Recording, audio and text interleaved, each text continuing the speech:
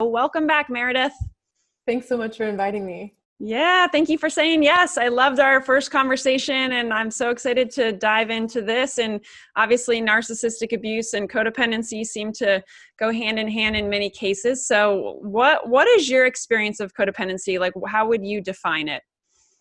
So I would define codependency as sacrificing your own feelings and needs in order to take care of someone else, putting their needs and their feelings first. So that comes with an element of people pleasing and also an element of self-sacrifice. And this tends to start in childhood. So often we have a parent who is an addict, an alcoholic, or abusive, or even a parent who has an illness, whether physical or mental. We can end up developing these codependency patterns, kind of like a survival mechanism. We learn to caretake that parent, the parent who has the problem, whatever that problem is.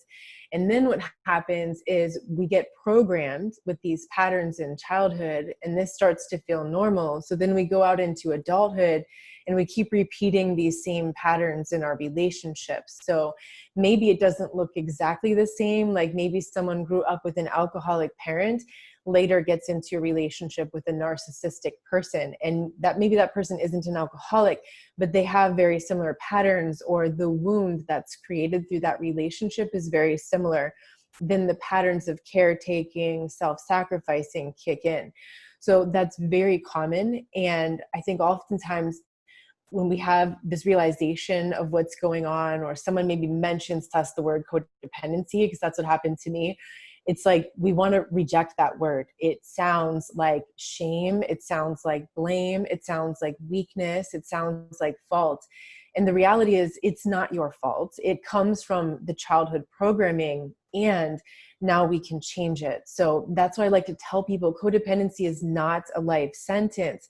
Now, some people will live a whole lifetime like that. They might take these patterns to their grave. They might never develop the awareness of them, or maybe they have some awareness of these patterns, but they just can't change the patterns. So in that case, codependency can be a life sentence, but the awesome thing is it doesn't have to be. Beautiful. Thank you. And I'm glad you mentioned like the tendency for a lot of us to maybe hear the word codependency and be like, I don't want to, don't want to hear that or don't want to identify with that. And I can relate to that because I grew up in an alcoholic family and with a codependent mom and an alcoholic father. And I always, identified my mom as codependent because she always talked about how she was codependent and, started reading like Al-Anon books and things like that. And then recognizing all those codependent tendencies in me as I grew up. And not wanting that label, but then, here we are. So now I love the topic. I love talking about it.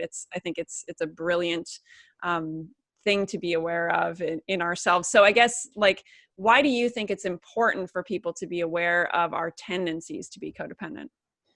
Because if we're not aware of it, we can't change it. Like the first step to change anything is awareness of the problem. So until we identify that problem, nothing will change. We'll keep repeating those same patterns of codependency in our life.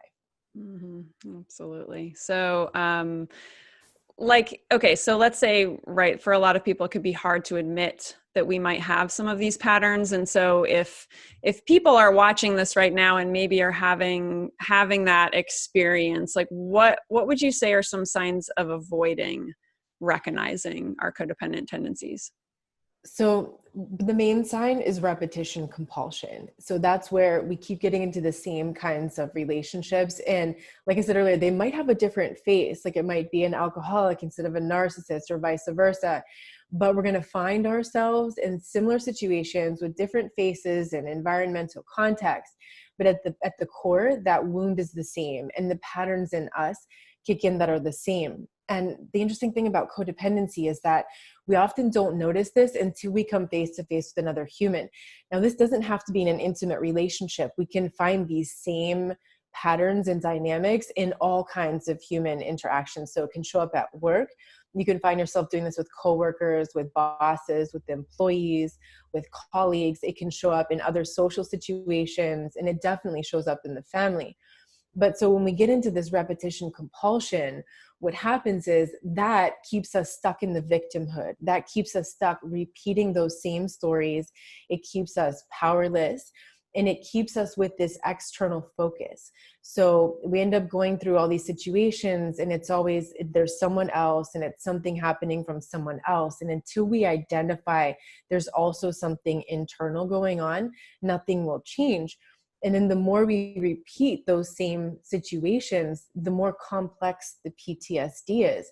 So it's like we're digging a deeper hole, and then there's a longer recovery process afterwards, because the PTSD is like a one-off experience. It's one event that causes PTSD.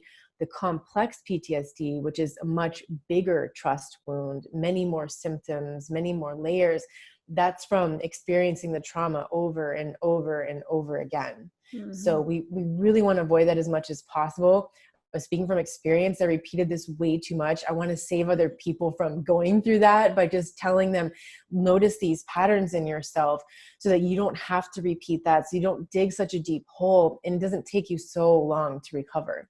Mm-hmm. Yeah, I too speak from experience. I have, while I don't have any real experiences of like being with like a narcissistic partner, I remember being so codependent with past partners, and when those relationships like broke off, it was like devastating, you know, like, and how deep of a hole I had sunk into and really lost my identity in. And it was definitely a much longer journey up out of that hole, having gotten there. So that's what I just love about your work and your message. So thank you for being there for people in these times. So let's say people watching right now, some people are recognizing this is them. They're recognizing these tendencies.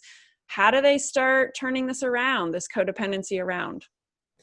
So that very first part is the awareness. And then once we have that awareness, the work is the self-care work. And so we call this radical self-care. Radical because this is often brand new. Like all of these ideas of self-care, of taking care of our needs and listening to our feelings and honoring those and setting boundaries and recognizing that we're allowed to do that. In fact, that's not selfish, it's self-responsible. So this is like a radical shift in paradigm, in the way that we perceive ourselves, in the way that we perceive life. So when we dig into this self-care work, and we start to work on ourselves in this way, we're turning that focus inward. So now the focus is no longer external, which is the powerlessness, which is being a victim. And so we can transition from the victim stage into the survivor stage. As we're working through the self-care, that's the main work of that stage 2, when we become a survivor. So we're changing all these patterns, we're changing all of these old habits that we have, we're starting to take care of ourselves in a new way, and we're creating a whole new relationship with ourselves. And that really is what changes codependency, when we change our relationship to ourselves. Now, that doesn't mean that we can still be in some sort of toxic relationship and we change ourselves and then suddenly the addict is no longer an addict, or the alcoholic is no longer an alcoholic, or the narcissist is no longer a narcissist. That usually doesn't happen. But what happens is when we get healthy and when we change our relationship to ourselves, we're no longer compatible in that relationship with that person, and it becomes very clear. And so then it becomes a lot easier moving forward as we meet new friends, as we date new people, as we go to new work situations and social situations. We have a very different way of interacting with others because of the way that we're interacting with ourselves. And that's really where it all starts, is with the self. That's the point of empowerment.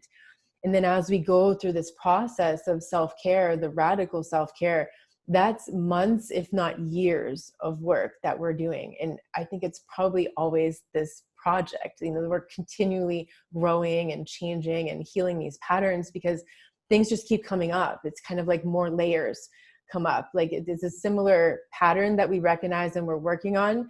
And then we keep discovering more and more and more layers to that as we have experiences in life. That's really how we recognize who we are, how we treat ourselves through our relationships with other people. It's really just a reflection of that. And we will continue to accept treatment, behavior from others as long as we treat ourselves a little bit worse than they're treating us. Mm-hmm. So that's why everything changes when we change our relationship to ourselves. That is so, so true. So are there any examples you could give on what this self-care looks like? I mean, some people might think of self-care as a bubble bath or a, right, I don't know, a massage or something like that, but I'm imagining you're talking about something much deeper than that. So any examples? Right. No, those could be considered self-care activities, but it doesn't stop there. And I think you're right. A lot of people might think of that as self-care. So I actually put together a whole course to take people through this process. It's called the Self-Care Mastery Course. And I give them 5 areas of tactical training in their life. And so I'm going to take them through these 5 areas of their life and then break each of those down into all these different exploration exercises, work that people can do. So for example, the most important thing, and the course starts with this, is boundaries. It's starting to set boundaries, because people who have codependency patterns will notice it's very difficult to say no. They might not know how to say no. They might not know they have the right to say no. They might feel guilty for saying no to someone because something is not okay for them, like accepting the terms of some kind of relationship that's not okay for them. All their life, they didn't have the right to say no. They had to say yes. They were used to sacrificing themselves and going through with that. So they start to set boundaries at the very beginning. No is usually the first boundary that people start to set. So I take them through that process, explain that, and then people get through deeper work. For example, the part about feelings, not listening to our own feelings. So part of that is recognizing our feelings. And often codependents who are just discovering this word and this work, they don't know how to even identify and articulate what they're feeling, because they're so used to just stuffing immediately the feeling that they feel to focus externally and make sure the other person's okay. So part of it is reconnecting. And this course that I made, it comes with 8 bonuses. Some of them are guided visualizations. And one of them actually takes the people through this sort of reintroduction experience with their inner child. And often our inner child, when we have codependency, was left abandoned, forgotten. That's the part of us that's like fragmented from our awareness. Usually it's the part that will kick in and do all of these unhealthy patterns that we've learned through codependency.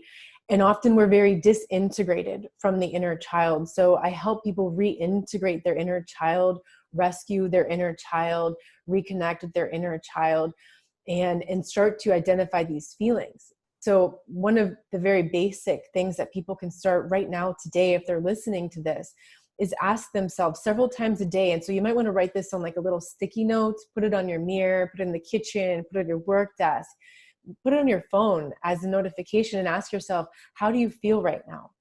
And just stop for a minute and really identify how you feel. Put a name on it, and it could be as simple as, I'm hungry, and maybe you're hungry and you're sacrificing your need. Like, you need to go eat. You need to stop working for a minute, put that down and go take care of that so you can feel healthy. Your brain can function better.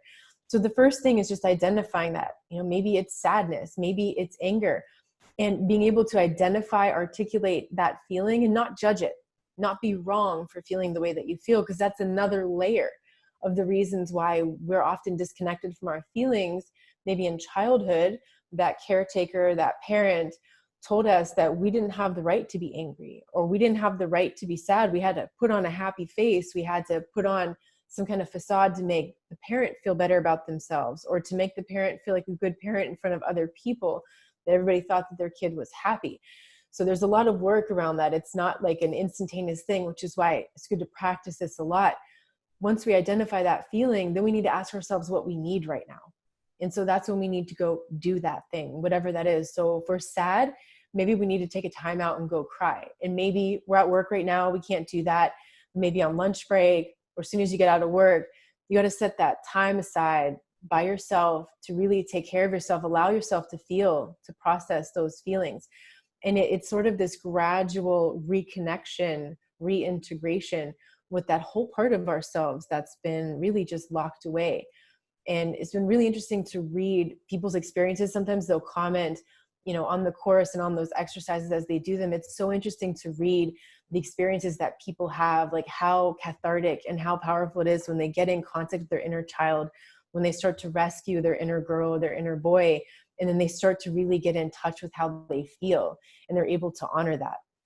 I love that because I, as a recovering codependent, I totally get that. Like, how many of us don't check in with our feelings? And, it's interesting because my inclination is to just like immediately, like, if I was to ask myself how I feel, oh, I'm great, and put on a happy face. And right, I think it's that people pleasing thing, and whatever, right, I went through as a child that, required that kind of coping mechanism. But yeah, then we abandon ourselves and we abandon all those other parts and different feelings, and right, aren't being honest with who we are in that moment. So that's awesome.